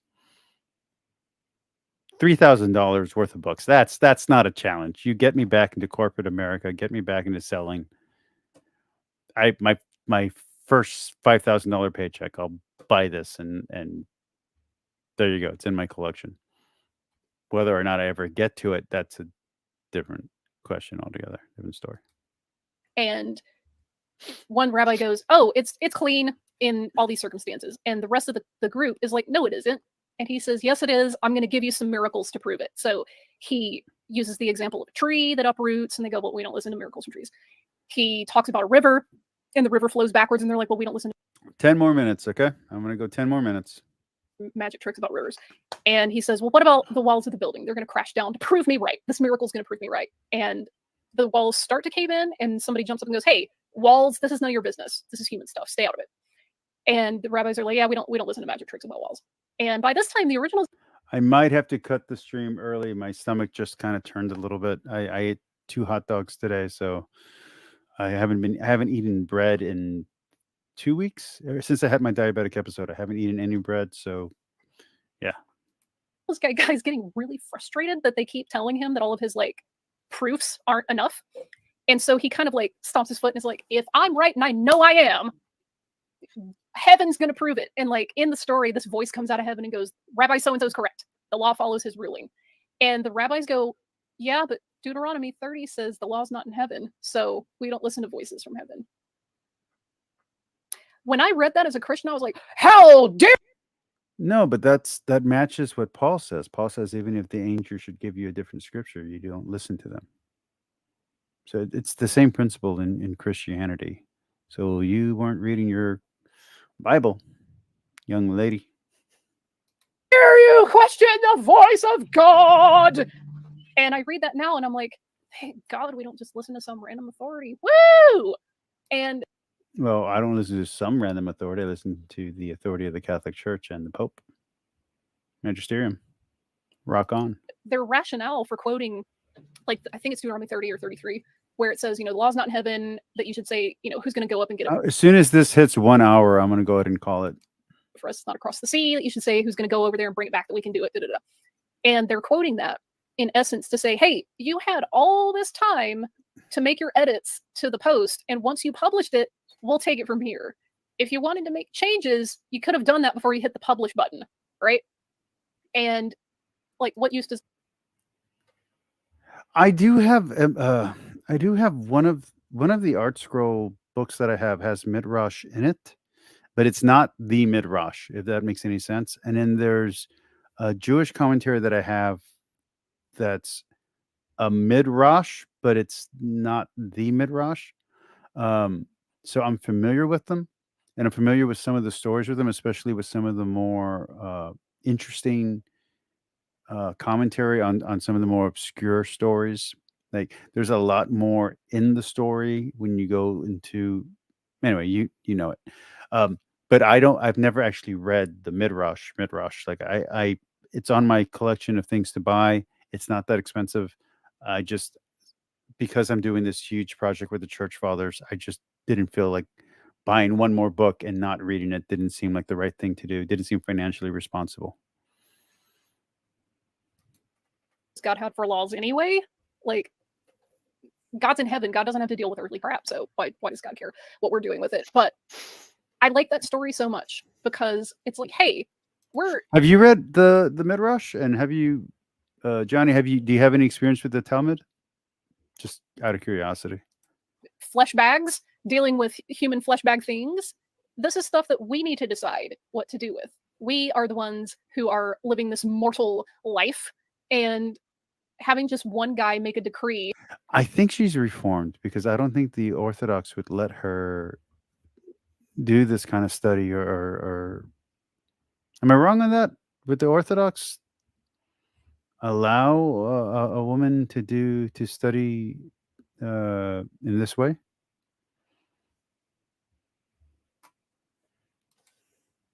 To study the Talmud and the Torah in this way? A billion years ago is not going to cut it, because society doesn't even look the same as it did 10 years ago, much less 10,000. Why would you take a decree from 3,000 years ago? Lycurgus. I'm still following Lycurgus. I've been reading the Hebrew Torah and Midrash currently. Not much experience with the Talmud. And say, that applies for all time for everybody. I was reading in my 6th or 7th read through of the Bible front to back. I was reading concurrently I think the Jewish Publication Society's commentary, and then the 7th time, the last time I read the Bible all the way through, I was reading the commentary and the passages, of course, from the Art Scroll Shumash. So yeah. No matter what your circumstances are, that's foolish. That's foolish. Do you think people do that because they feel safer having this fence and they don't want to think about it? Maybe some people do. Some people. I know a lot of Christians that question, but it's like the amount of them isn't going to overcome the system. You know what I mean? Yeah. They'll wrestle with this stuff in Bible studies. I've been in some. It's not saying like all Christians do this thing. They don't. Religions are internally diverse. The system of Christianity disincentivizes questioning. Individual Christians, I know quite a few that will look at the text and go, nah, not so much. And that's why it's frustrating to listen. Paul literally says, question everything and hold on to only that which is true. The Catholic Church encourages questioning. Now, you can say it doesn't encourage the lay people to give answers. That may or may not be true. I think it is. But it definitely encourages its magisterium, its bishops to give answers. The priest, I don't know if the priests are allowed to give answers, to be honest about it. But the bishops are. The bishops are allowed to give answers. James gave an answer to my question about whether or not she could be doing this as an Orthodox Jew, and he said Orthodox maybe not, but conservative and Reform should probably let you do in-depth study, but only Reform would be okay with an actual female rabbi. Yeah, And the, like, apologists try to soften that's what I slavery laws. understand. So yeah, thank you, Jenny, for clarifying that. By the way. Or soften like sexual assault laws. Why would you do that? Why would you want to do that?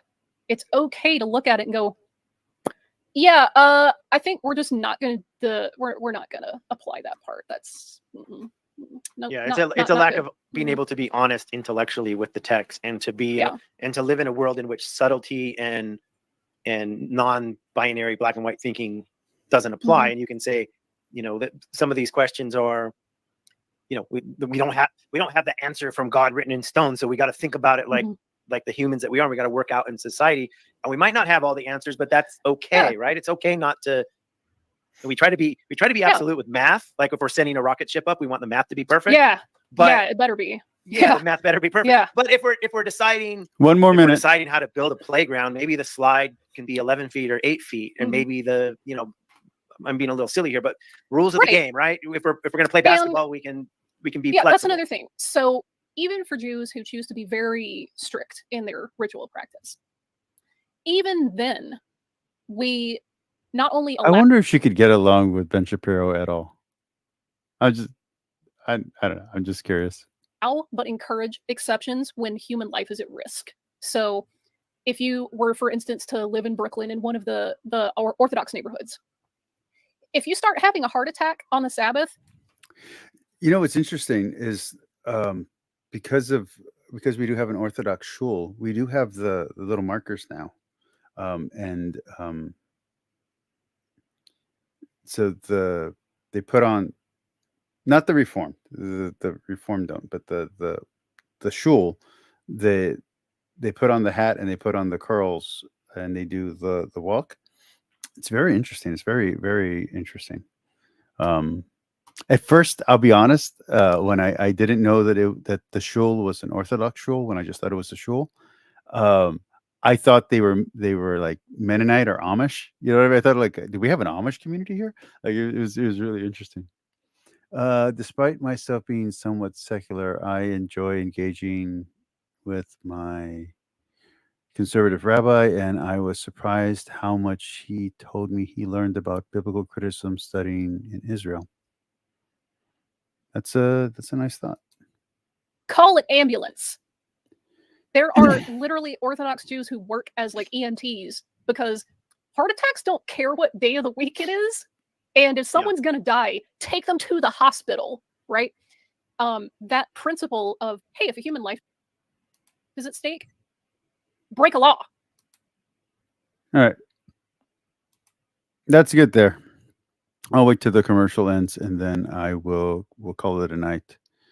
Johnny, thank you for joining tonight. I was having fun with this one. I wish more people had joined the room today. Yesterday was a really good day. It was good to have a full audience. I will be here Monday. I'm going to take tomorrow off and I'll be back Monday. And like I said, I'm not doing the Sunday topic videos anymore. So if I do a video, if I do a topic video, it's just going to be whatever comes up. Monday we'll be doing Mormonism, and it will be Mormonism Monday through Thursday. I might stop doing the open rooms just because no one's really joining the open rooms, and I'm getting more audience share off my normal watch-alongs. I like that. Yeah, Johnny says that he was confused when he saw an Orthodox Jew in public too. City has a lot more conservative and Reform. All right, everyone, have a great night. It was a good show. I wish more people had joined.